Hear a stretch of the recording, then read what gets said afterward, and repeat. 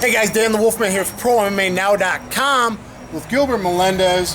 The day before UFC on Fox. How's it going, sir? Doing very good, man. How about you? Good. What's been going on with you? Did you just get back from a vacation? I was in Mexico City, but not on a vacation. We doing little seminars, and I opened a Scrap Pack Mexico City out there. So you know, we got a gym out there. Yeah, that's right, man. I think Mexico's really starting to love MMA out there, and you know, and I think we should push it out there a little bit more. So that's what I was doing out there. But you know, vacation, whatever you want to call it, is over, and time to train for a fight. September 29th, Pat Healy.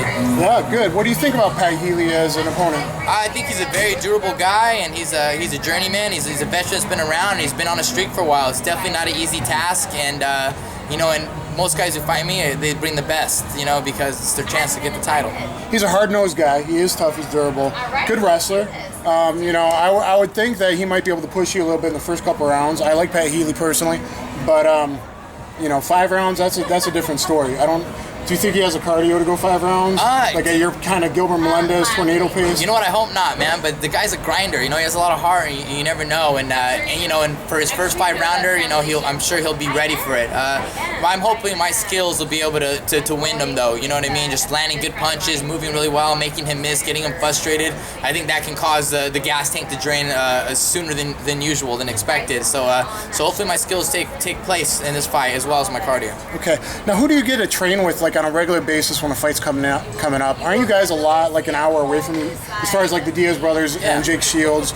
Do you guys like come together, and are you guys, I'll drive here these couple days, you drive over there those couple days, to get at least 4 good days of sparring in? Right. It's not really structured or anything, but you have the Gracie gym out in Pleasant Hill, Concord, and then we have the Gracie fighter in Lodi, and I got my gym on the training center in San Francisco, on the training center, and we managed to train with each other quite a bit. You know, we all have deep little teams. You know, I got my Scrap Pack in San Francisco, and they got a couple guys out there in their hoods, but we meet up, you know, at Gracie's like once a week. Sometimes I was in Lodi last Saturday training with Nate, and then sometimes they come out here. So nothing structured, no real blueprint, but we get out to help each other out, especially during fight time. Right on. Good. And what do you think about your last fight, Josh Thompson? That was quite a war, man. You know, I was there live.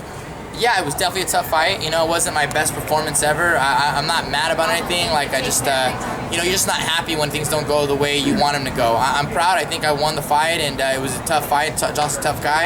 I have nothing against him. Again, I wasn't super happy with my performance, and I'm looking forward to putting it down, this week. You know, I mean, this next fight to make a statement. You know. Is there anything that you think?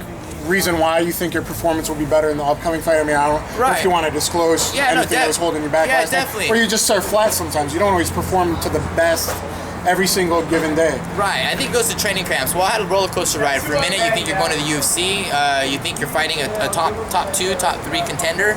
And next thing you're not, you know what I mean? And in fact, you're fighting a tough guy who's coming off of, you know, not the best win and a loss to a guy that you just smashed in a round. So it didn't really make sense at the time, and that got sold on me, like, you know, about 8 weeks out, you know, of my fight, and you know that plays on the motivation part. But now that's over with. I'm accepted it, you know what I mean? And I'm ready to move on and fight Bam Bam. And if Josh Thompson earns his way back up again, I'll gladly fight him again. And Healy's a legit opponent. He's been there.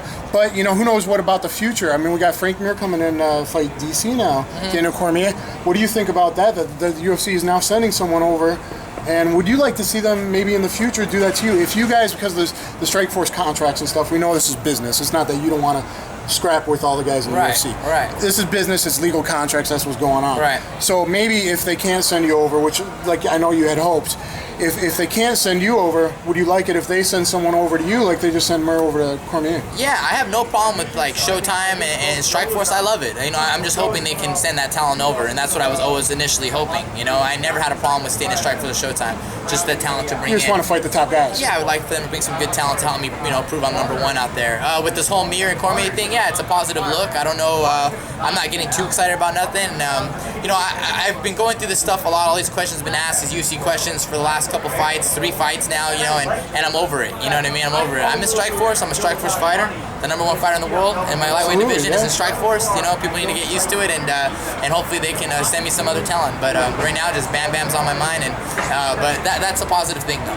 Do you want to talk at all about, you know, Nick Diaz having the most expensive joint in the world, getting kind of screwed this last year? You know, a year suspension. You know what? Your thoughts on that? Yeah, you know, my thoughts are Nick's a great guy, and he's a tough guy, and you know, sometimes the cards don't, you know, go his way, you know, because he runs, you know, people don't like that he goes by his own rules, you know, but I think people admire it, you know, sometimes they don't like it, but people really admire it, and so do I, you know, and Nick's his own man, he is who he is, and he's my teammate, and I support him, you know, 100%, and he's family, so, but I think things will start going his way when things start going again. Yeah, and Nate's on a roll, and Nate's probably waiting around for a really big fight, I think. Yeah, I think Nate's next in line, you know, and right now he's been sparring with Andre Ward, helping Andre Ward get ready for Chad Dawson. Can you believe that? You know, so he's a good sparring partner as a southpaw, and you know, I think Nate's amazing, man. He's coming to his own, and you know, and I think he's gonna win the UFC title, and I'll have the Strikeforce title, and then we'll be running shop. All right, last couple questions. I'm assuming you're here to watch the fights tomorrow night.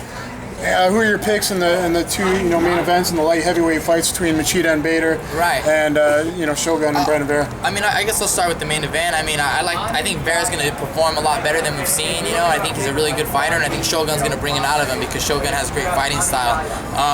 Though Shogun's in the fight round before and he's such a veteran, I think he has the edge. You know, but I like Shogun. I like them both. I might be pulling for Vera a little more, but I still think Shogun is going to win. But it's going to be a good fight. I think people will be entertained.